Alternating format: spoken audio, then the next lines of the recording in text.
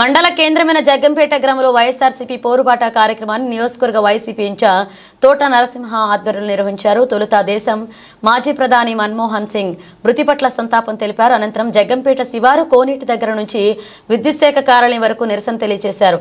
అనంతరం విద్యుత్ శాఖ డీఈకి వినతి పత్రం అందజేశారు. ఈ సందర్భంగా తోట నరసింహ మాట్లాడుతూ తమ పార్టీ అధినేత వైఎస్ జగన్మోహన్ రెడ్డి ఆదేశాల మేరకు స్వామి ఈ కార్యక్రమాన్ని నిరసిస్తున్నామని, కూటమి ప్రభుత్వం ఎన్నికల ముందు ఇచ్చిన అబద్ధపు వాగ్దానాలపై ప్రజలు పూర్తిగా నష్టపోతున్నారని విమర్శించారు.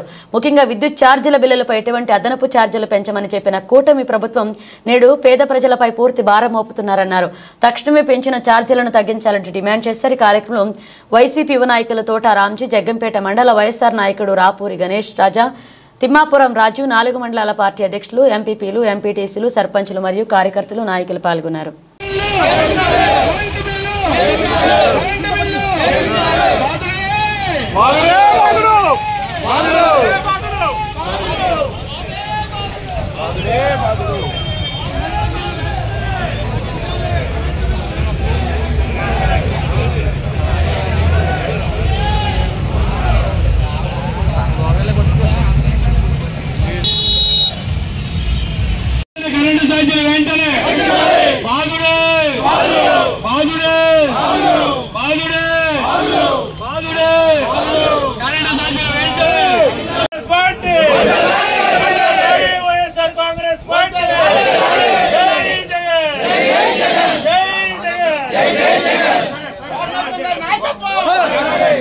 అందరికీ నమస్కారం.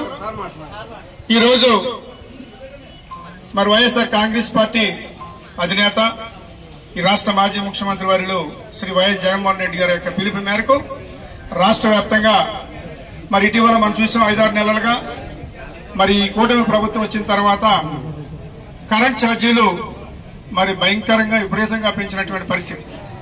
ఇంకేంటంటే సామాన్యుల దగ్గర నుంచి అందరికీ కూడా భారీ స్థాయిలో కరెంటు బిల్లు వస్తా ఉన్నటువంటి పరిస్థితి రోజు. దాని దృష్టిలో పెట్టుకుని మన పార్టీ అధినేత శ్రీ వైఎస్ జగన్మోహన్ రెడ్డి గారు ఒక పిలిపించారు. రాష్ట్రంలో ఉన్నటువంటి అన్ని నియోజకవర్గాల్లో కూడా నియోజకవర్గాల వారీగా ఈ యొక్క కరెంటు పోరుబాటు అనే కార్యక్రమం పెట్టమని చెప్పారు. దానిలో భాగంగానే ఈరోజు మన జగ్గంపేట నియోజకవర్గ పరంగా ఈరోజు మనం ఈ కార్యక్రమాన్ని విజయవంతంగా నిర్వహించాం. మరి దీనికి సంబంధించినటువంటి ఒక మెమోరాండం, ఒక రిప్రజెంటేషన్ ని మన జగ్గంపేట డివిజనల్ ఇంజనీర్ గారు ఎలక్ట్రికల్ సంబంధించినటువంటి వారికి ఒక విజ్ఞాపన పత్రం ఇస్తున్నాం. మరి దయచేసి డిఈ గారు కూడా ఈ యొక్క విజ్ఞాపన పత్రాన్ని మీ సిఎండి గారికి కానీ మీ ఎస్సీ గారికి కానీ పంపితే వారు మరి ఉన్నత స్థాయి అధికారులకి విజయవాడలో ఉన్నటువంటి మీ యొక్క డిపార్ట్మెంట్ కి పంపవలసిందిగా మేము అభ్యర్థిస్తా ఉన్నాం వైఎస్ఆర్ కాంగ్రెస్ పార్టీ జగ్గంపేట నియోజకవర్గం తరఫున. ఎందువల్లంటే ఆ తల్లికి వందనాలది ఈ రోజు ఎగరామం పెట్టాం. అలా చెప్పారు. మళ్ళీ మీరు ఆలోచించవచ్చు, వీడియోలు మీరు అందరూ చూసినట్టే, నేను చెప్పక్కర్లేదు.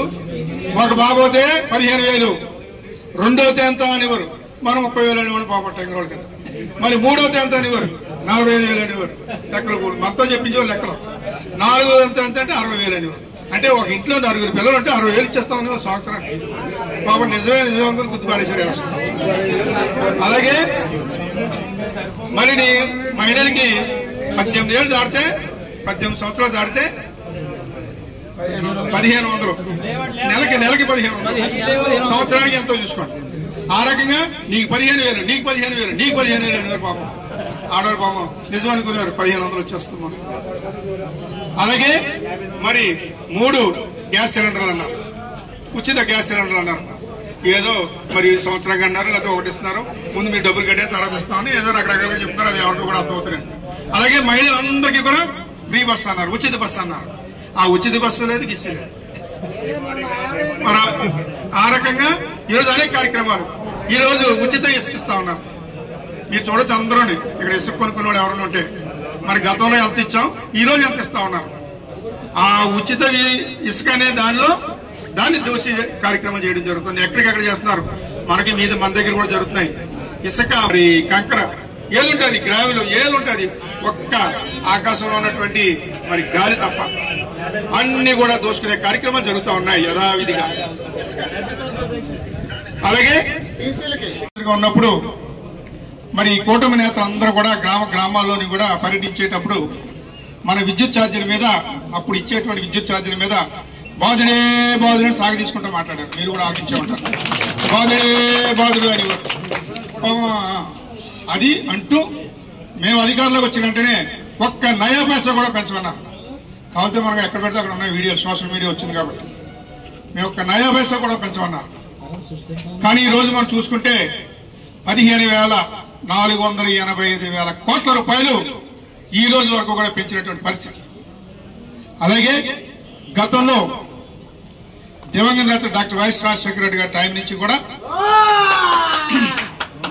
మరి దళితులకు ఇచ్చేటువంటి కరెంట్ ఏదైతే ఉందో 200 యూనిట్ల వరకు కూడా ఉచిత విద్యుత్ అన్న చెప్పారు. అదే అమలు చేసుకుంటూ వచ్చారు మొన్నటి వరకు కూడా. కానీ వీరు ఈరోజు ఆ 200 యూనిట్లు దళితులకు ఇచ్చేటువంటి ఆ యూనిట్లను కూడా రద్దు చేసేటువంటి పరిస్థితి. మరి ఆ రకంగా రద్దు చేసి దళితుల భారం నెత్తి మీద కూడా 400, 700, 800 బిల్లు వచ్చే పరిస్థితి కనపడతా ఉంది. వేలు ఆ రకంగా వచ్చేటువంటి పరిస్థితి వేల కొద్ది వస్తూ ఉన్నాయి. అలాగే ఈరోజు సహజంగా కరెంట్ అన్నది మనకు ఎవరైనా ఎప్పుడు షాక్ కొడితే కరెంట్ వైర్ పట్టుకుంటే షాక్ కొడుతుంది. కానీ ఇటీవల కరెంట్ బిల్లు పట్టుకుంటే షాక్ కొడుతుంది. కరెంట్ బిల్లు తోకేస్తున్నారు మన డిపార్ట్మెంట్ వారు. పొడిగానికి ఇది ఒకటి దాన్ని అది పట్టుకుని కరెంట్ షాక్ కొడుతుంది. ఏంట్రా బాబు కరెంట్ లేదు నేను బయట ఉన్నా కదా షాక్ ఎందుకు కొట్టింది అంటే చూసుకుంటే 14,000, 15,000 నాకు కూడా కొట్టింది మన కరెంట్. ఆ రకమైనటువంటి కరెంట్ షాక్ కొట్టే విధంగా బిల్లులు ఉంటా ఉన్నాయి. మరి ఈరోజు మరి అనేక రకాలుగా ఈరోజు గృహ వినియోగదారులకు కానీ మరి ఎవరికైనా సరే భారం వేసినటువంటి పరిస్థితి. గతంలో డిస్కమ్లు అంటారు. డిస్కమ్లకు సంబంధించి గతంలో మన ప్రభుత్వం వైఎస్ఆర్ కాంగ్రెస్ పార్టీ అధికారంలో ఉన్నప్పుడు సుమారు 45,000 కోట్ల రూపాయలు డిస్కమ్లకి చెల్లించినటువంటి పరిస్థితి. మరి ఈరోజు ఈ ప్రభుత్వం వచ్చిన తర్వాత 6,000 ఇచ్చారు. మరి ఈ రకంగా ఈ కరెంట్ ఛార్జీల్ని బాధడం 15,485 కోట్ల రూపాయలు ఏదైతే ఉందో దాన్ని మనం డిమాండ్గా పెట్టి మాఫీ చేయాలని వెనక్కి తీసుకోవాలని, అదే దళితులకి ఇచ్చేటువంటి ఏదైతే 200 యూనిట్ల వరకు ఉన్నటువంటి దాన్ని మన యథావిధిగా ఉచితంగా ఇవ్వాలని కొనసాగించాలని కోరడం కూడా జరుగుతోంది వైఎస్ఆర్ కాంగ్రెస్ పార్టీ తరఫున. మరి ఈ రకంగా